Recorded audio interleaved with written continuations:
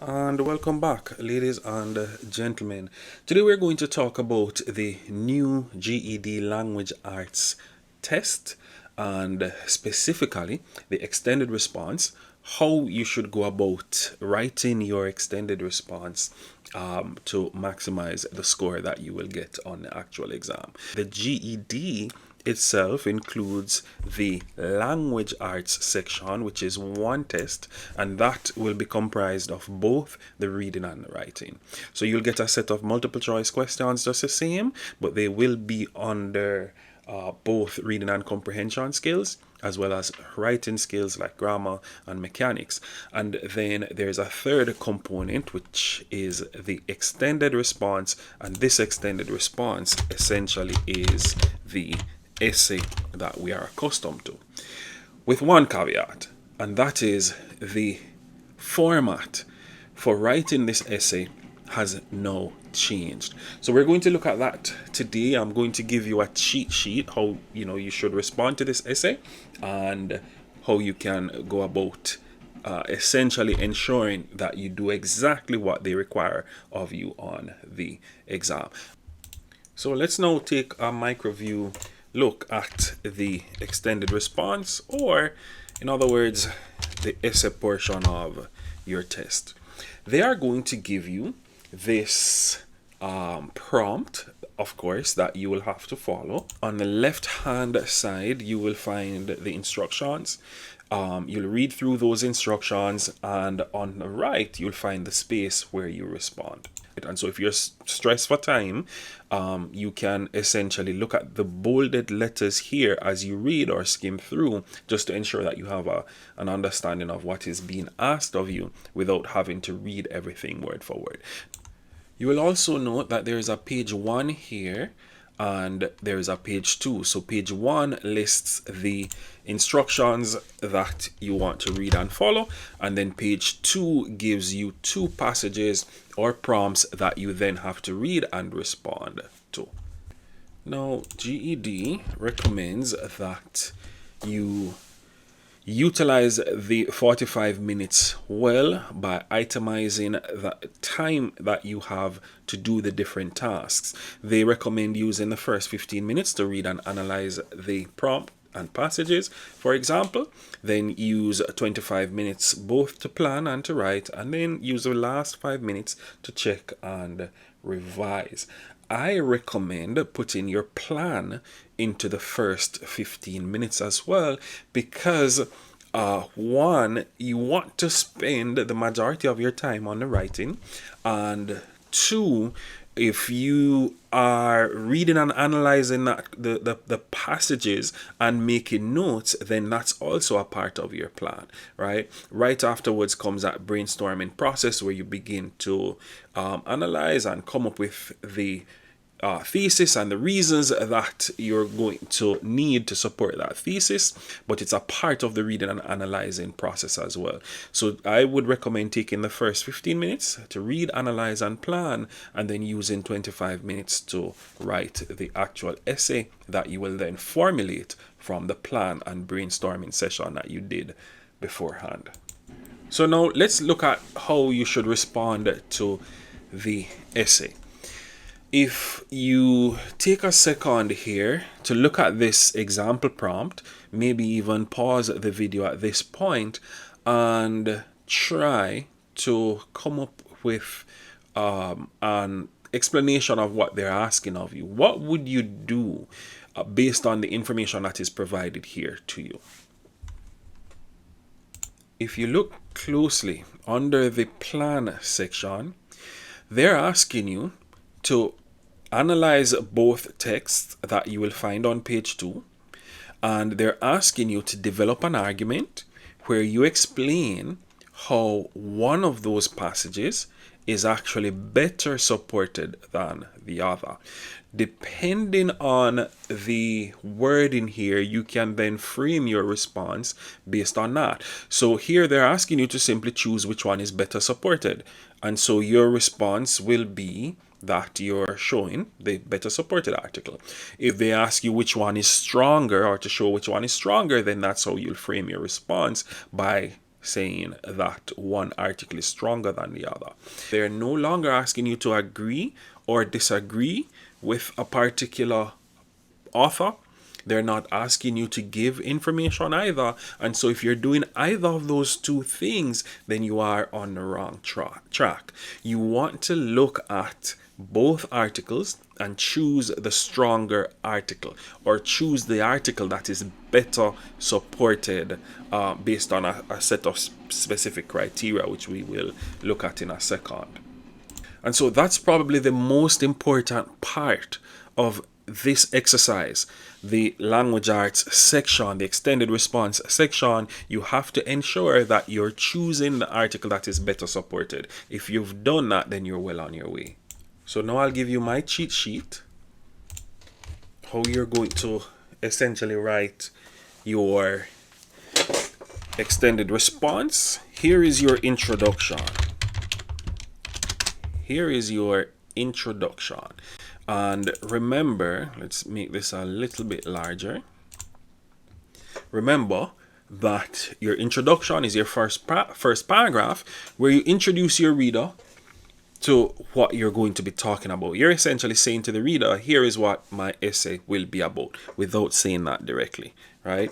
And so if they're asking you here, if we scroll back up, if they're asking you to develop an argument where you explain how one position is better supported, and of course remember that the first 15 minutes you would have read both articles, and you would have, jotted down your notes, and you would have come up with a plan where you're going to talk about the one that is better supported, right? And maybe even include why the other one is weak. And so here is a cheat for, regardless of the passages that you get, you're always going to choose the one that is better supported or stronger, depending on the wording. And so this cheat sheet now will allow you to respond to any passage that you get on the exam. Here's the cheat sheet. You're simply going to look back at your plan here. You're going to look at the wording here, develop your own argument in which you explain how one position is better supported than the other, and you're going to use that to formulate your thesis or your first sentence. So what you're going to say here is, let's say that you read and you thought passage 2 was the stronger passage. You'll simply say that exactly as they gave it to you. Passage 2 is the better supported passage of the two. And you can do that regardless of the topic that you got. Now I'm sure you're asking, how did we get to a point where we're choosing passage 2? What did we use to essentially determine that passage 2 is stronger than passage 1, right? We take it for granted that our minds are phenomenal in the way in which they work. We can look at two items and we can choose which one we think is better without even analyzing consciously why that one is better. Now we have to take a step back and provide an analysis, right? Here's the second part of our cheat sheet, because regardless of the passage that you get, you're going to use this cheat sheet here to determine which one is better supported, which one has the stronger evidence. In other words, what do we mean by strong evidence? Well, did the authors include experts as they, spoke about their topics and gave their own arguments? Did they include any authorities on the matter? Did they include any research, any statistical information? Did they include any surveys? Is the argument well detailed? Are they including facts in there? Are they being really specific? If that's the case, then this is the passage that is stronger.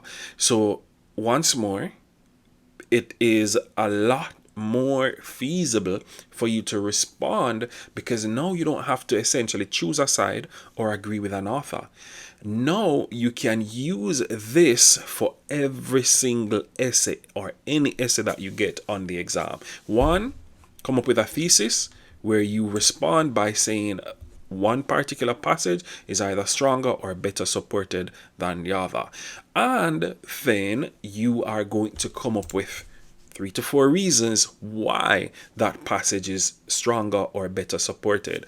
And you can choose from any of these here in my bullet points below that are essentially provided or given as examples in the passage that you chose. So if we're choosing passage 2, then it means that passage 2 has a few of these things in there, right? And so each one would be a sentence. We could choose statistics and surveys, for example, and we could say passage 2 is stronger because it included statistical information and surveys. Don't forget your transition words. We can also say the author used facts and expert information. So see how I am including more than one here so that I have more things that I can see. All right, is this I'd like for you to be aware should be your first paragraph, and it should be formatted as a paragraph, not sentence after sentence on new lines. All right, now if the other passage is weak, then it means that that passage will probably be, if you're analyzing still, that passage will probably be the opposite of what we're looking at here. So it won't be detailed, for example. It might not include statistics and surveys, for example. It might not include facts. It might be opinionated. And if that's the case, we can use one or two of these as a reason to also support passage 2 being stronger, right? So we can essentially put that in. We can see, I'll take outdated and unreliable sources. So we can see, on the other hand, because we're using transitions, on the other hand, passage 1 has outdated information and unreliable. I believe that's what it said, unreliable sources, right? So all these now become reasons why passage 2 is the better supported passage. And you can see, if you're doing this, you could use this as a practice. Find different passages on the web and begin evaluating both passages and see if you can actually take this and apply it to any passage that you find, any 2 passages that you find, and you'll see that this becomes a key that you can use on the exam. So once more, note that we're not agreeing with passage 2. We're not saying that passage 2 is right or wrong or important or more important than passage 1. We're simply saying that it is better supported. They give the better argument, regardless of whether or not we agree. We might agree with passage 1, right? We might be on passage 1's side, but passage 1 included so much confusing and opinionated info that we can't say that it is better supported, right? And so our thesis must be that passage 2 is the better one, better supported one, and it must be that we have several reasons written in full sentences, and we're getting those from here and from here. Once you're done with that, comes your first body paragraph. And of course, your first body paragraph will be your first reason here. You could write this in a different way. You could state it differently, but you want to be consistent throughout your essay. And so if you introduced your reader to your arguments here, it means that your reader should expect to see those arguments going through the rest of your essay, right? And so when you get to the first body paragraph, you're simply taking your first reason and you're stating it at the beginning. I would say state it in a different way, but ensure that it is the same concept. And then afterwards, you're now going to explain. And by explain, we mean explain, essentially talk about what we mean when we say that it includes statistical information and surveys. Give some examples of that. So explain with examples. And you want to talk about the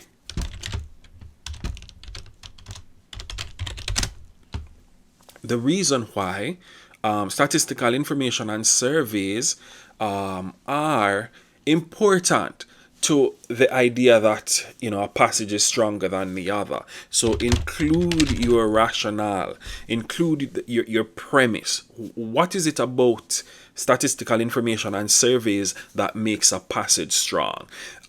Is it because it is scientific information that we can rely on? Scientific information means that, you know, they've done those tests in our society. If it's talking about statistics and surveys, they've asked questions of individuals, so it's information that we can trust. Is that the reason why statistical information and surveys are a better element? If it is, then you include it in your rationale. So you're not just giving examples, and you're not just explaining what we mean when we talk about information and surveys, but we're also saying why that is important.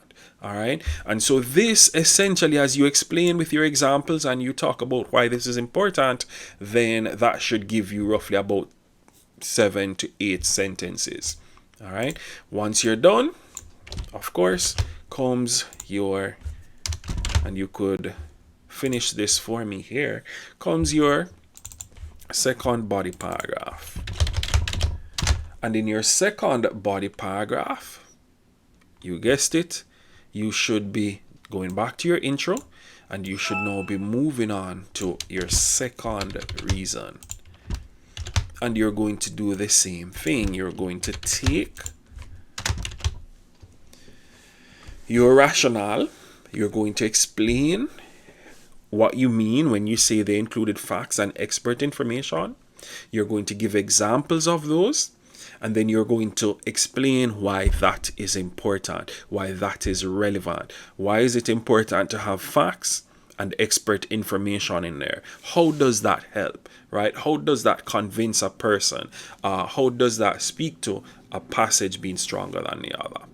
So it's not just including the examples, and it's not just saying that, hey, it's stronger because they had facts and expert information. You're not taking anything for granted. You're explaining why that is important. And then you're going to do the same thing for body paragraph 3 and body paragraph 4. When you get to your conclusion, so you have all your paragraphs. You have your introduction, you have your first body paragraph, you have your second body paragraph, you'll have a third, and you will have a fourth. And then you will have your conclusion. If you're following me so far, then you know what you will have for your third body paragraph and your fourth body paragraph. If not, if you're not sure, rewind the video once more and look at what we spoke about for the first and second body paragraphs. And for your conclusion, this is what you're going to do. You're going to take your introduction and you're simply going to restate it here. In your intro, you told your reader what you're going to be talking about. And in your conclusion, you're simply reminding your reader what you spoke about. And so essentially, the conclusion is the same as the intro, but you're not writing it word for word the same way you did in the intro. Right? So you'll restate your thesis here. You'll restate it maybe in a different way, and you will place your reasons in once more. Maybe now you could put 2 or 3 reasons together. And that's it, ladies and gentlemen. This is how you're going to write the extended response, and you are going to ensure that you, 1, choose the better supported passage, or the stronger passage, and then 2, come up with reasons why. If you do that in the brainstorming piece and your planning piece, if you take 5 minutes to jot down the stronger passage and to come up with 4 or 5 reasons, you've basically written the exam, because that is going to be used to formulate your intro, and then that is going to be used to formulate your body paragraphs and even your conclusion. You don't want to go over the time. You want to ensure that you plan well and you write well. You want to ensure that you don't have too much grammatical errors in there, so save that 5 minutes for review, because even if they're not paying too close attention to grammar, if you have consistent errors in your passage, it takes away from understanding, right? It takes away from that grade that you could have gotten if it was better written and better supported. So bear that in mind. Ladies and gentlemen, I hope that you find this useful. Please be sure to review several times, stop, pause, rewind, and go over and shoot me a message or leave a comment if you have any questions.